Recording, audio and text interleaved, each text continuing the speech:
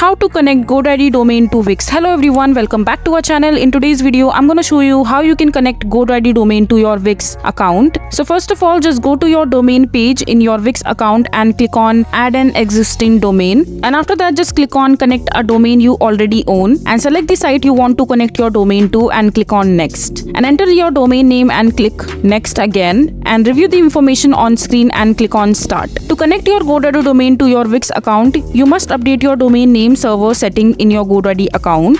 So in order to do that, just follow the step-by-step outline in your Wix dashboard, which help you go through the step to change the name server in your domain current hosting account, which is GoDaddy. Just keep your Wix account page open and work through the step on your GoDaddy account. This step will tell you everything you need to know, including the name server record you should use. So this is basically how you will be able to connect your GoDaddy account to Wix. So that is it for this video. If you find this video to be helpful, make sure to hit that like button and don't forget to subscribe to our channel for more such informative videos, and I'll see you the next time.